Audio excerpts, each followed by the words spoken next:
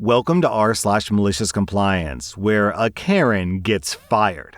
Our next Reddit post is from Jenny. So, I work for a maintenance and renovation company in Finland. My work consists mainly of customer service, answering the phone and talking to customers in person in the rare case that they show up to our office. Maybe 70% of all the calls we get are from the same few people, who are impossible to please and usually very rude. The woman in this story was one of the worst people I have ever had the displeasure to deal with. She wasn't reasonable in any way whatsoever and usually just resorted to shouting at me or my coworkers. What made the matter worse is that she was the chairman of the board of her condominium, which is in no way impressive since usually no one wants to do the job. For some reason, it still boosts the ego of some people so much that they think everyone else is beneath them. This brings us to the malicious compliance itself. The apartment building she lives in has a big garage, and it says in our contract that we have to wash it once every year. It's a pretty big job that takes 2 people 10 hours to do. Even then, our company washes it twice every year instead of once every year. And as a result, no one remembers that technically we only have to wash it once a year.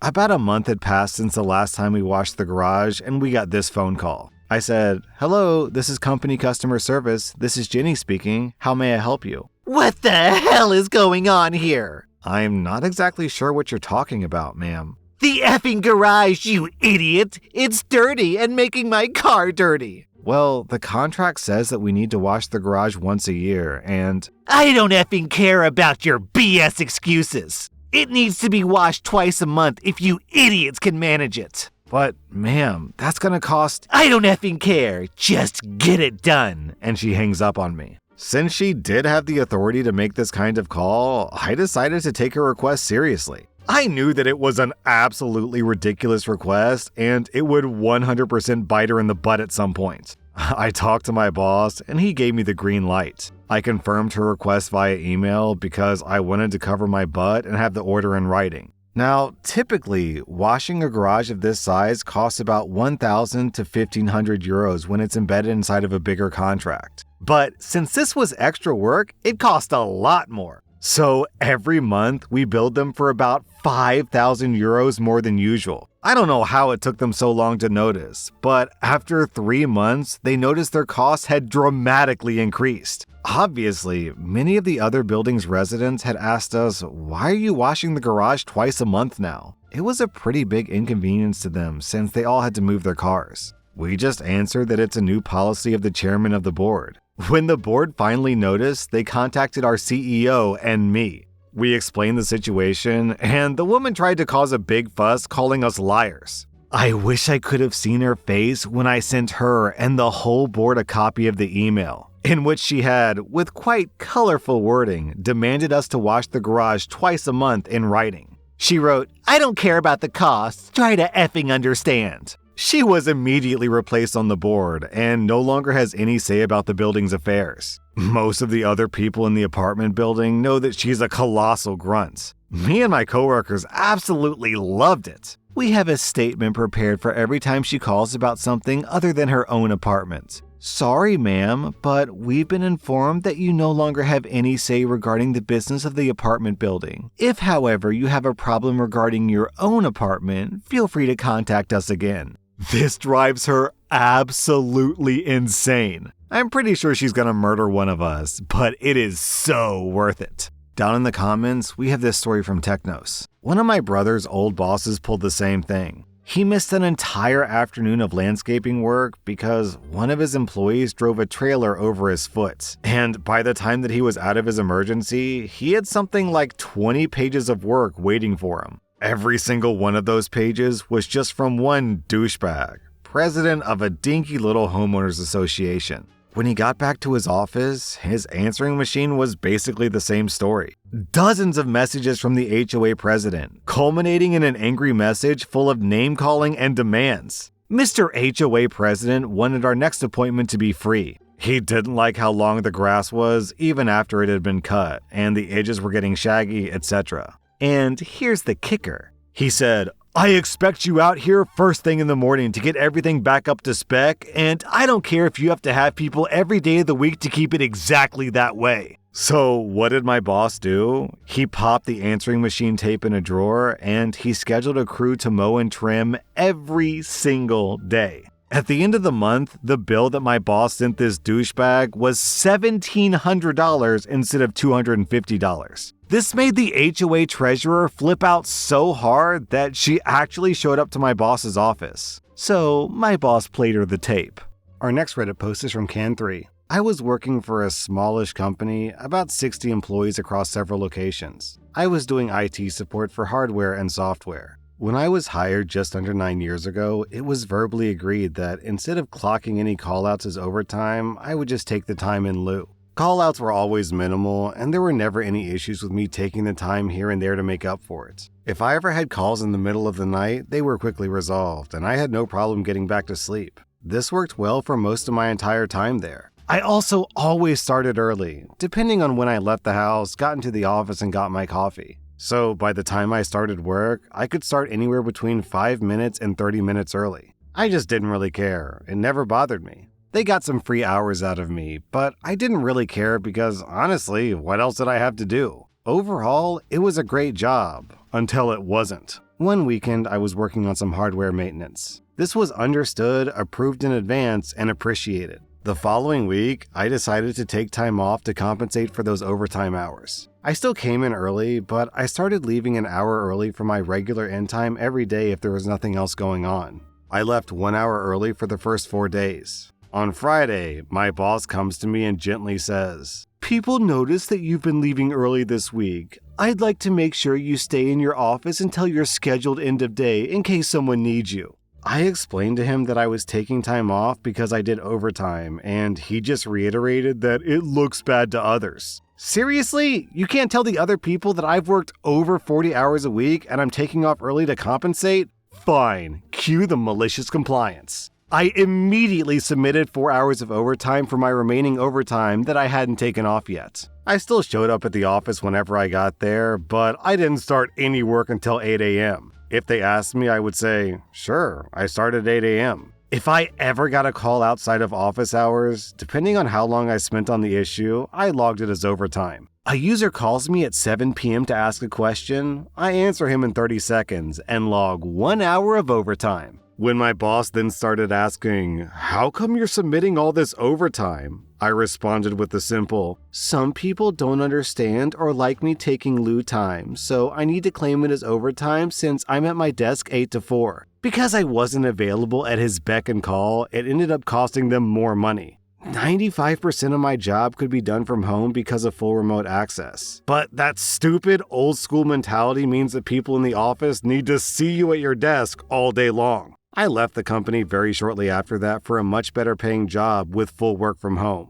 Our next Reddit post is from Dragonfire Kitten. I used to work in a trade shop run by a great boss, and everyone got along great, except for one of the department heads. Let's call them B. For reasons unrelated to this story, the boss decided to sell the shop to B, and after that, the majority of the staff quit within months, leaving us understaffed. I naively decided to stick it out, and I assumed that B would hire more people to fill the empty positions, but they didn't. We went from a 15-person company down to a 5-person company within a year, and that also includes the 6 people who turned over. One of the many issues that developed was B's inability to schedule or think through actions to the end and plan ahead. During the 2 years that I worked there under my previous boss, I came in 10 to 15 minutes early due to the nature of my commute. I'd come in, unload my stuff, make some coffee, small talk with my coworkers, but never really started work until everyone's scheduled start time.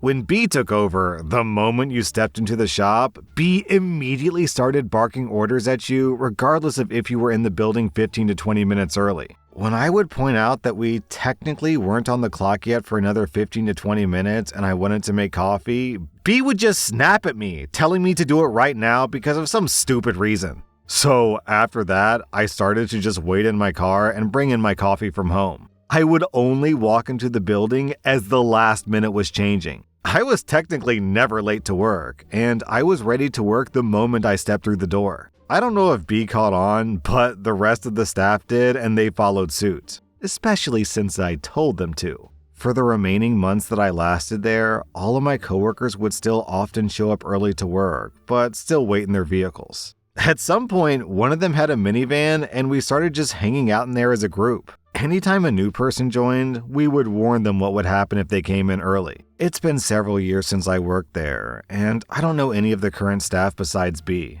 One day, I happened to be nearby my old shop at around the time that it would open, so I went over to the parking lot to see what was up. Like clockwork, a minute before the shop was scheduled to open, about 6 people got out of their vehicles and headed in. I may not work there anymore, but it's nice to see that my resistance still exists.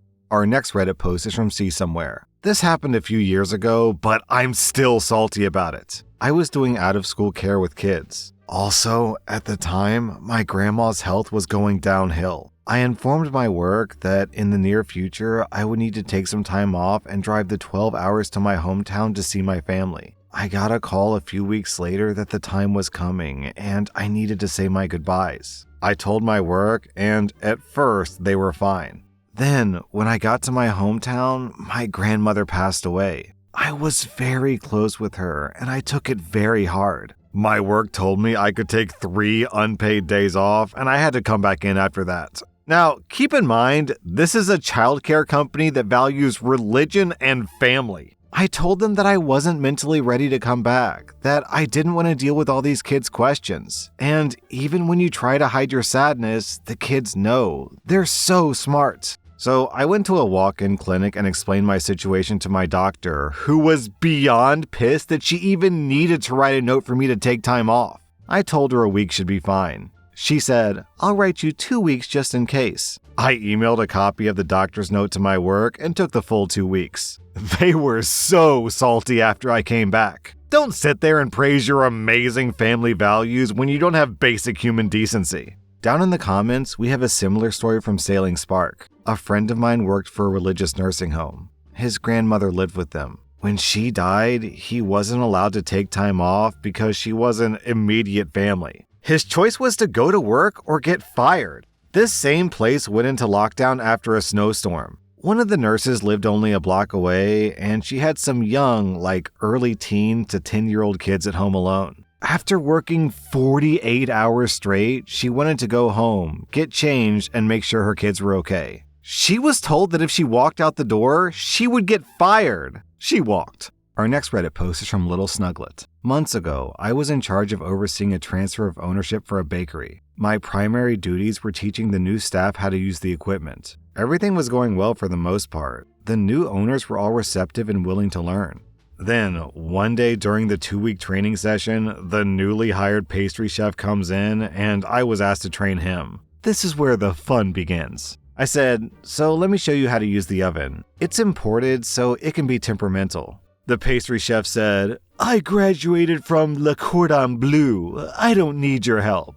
Have you had formal training in baking? No, I haven't, and I have no doubt that you're a capable baker. However, the oven can be temperamental. I'm just here to give you tips. I don't need your help. I've been trained to bake on many types of ovens. This is no different. I'll be fine. Okay, I understand. However, the owners have asked for a demonstration. They would like to see a batch of cookies and croissants. The ingredients are over there. The owner said, "Have you taught the new guy how to use the oven?" I said, "I tried to, but he said that he's fine and he doesn't need my help." Okay, let's see how he does. A few hours go by and we come back to 2 batches of charcoal. The owner said, "What happened to the croissants and cookies?" I don't know. I followed my recipe exactly. It must be the oven. I don't think so. The oven has been repaired and maintained. There's nothing wrong with it. Did you follow the pointers that he gave you? Of course I did. I pointed out, "No, you didn't. If you hadn't brushed me off so quickly, then you would have learned that the oven is imported, so it uses Celsius, not Fahrenheit. Also, the bottom burner runs a few degrees hotter than the top, so you need to either use a baking sheet or double pan the pastries to avoid this." I swear, the absolute arrogance of some people. Our next Reddit post is from Canaduchian. As a unionized employee, I get every 3rd Friday off.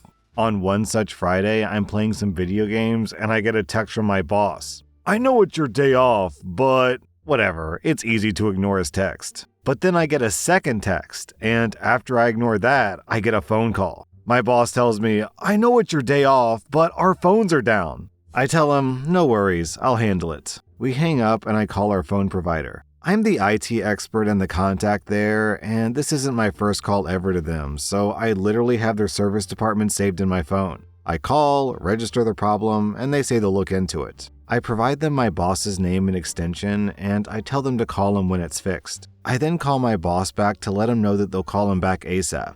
But now for the malicious compliance bit. Our contract stipulates a minimum call-in of 4 hours, meaning that you cannot pay me less than 4 hours for 1 day's work. If you call me in for 1 hour and send me home, I get 4 hours of pay. But wait, there's more. We also have an overtime clause that pays overtime at 150%. And lastly, we have a clause that says all overtime must be approved by the boss. Otherwise, I get free vacation time. Combine all that into a delightful batch, and from a 10-minute phone call, I get 6 hours in bank time off. I went right back to my video games, filled out my timesheet the week after, and I wrote down that I know it's your day off, but implies consent for overtime. So I get almost an entire day off in exchange for a 10-minute phone call? Thank you very much. That was rSlash Maliciouscompliance, and if you like this content, check out my podcast where I publish the exact same episodes. Also, hit that subscribe button because I put out new Reddit videos every single day.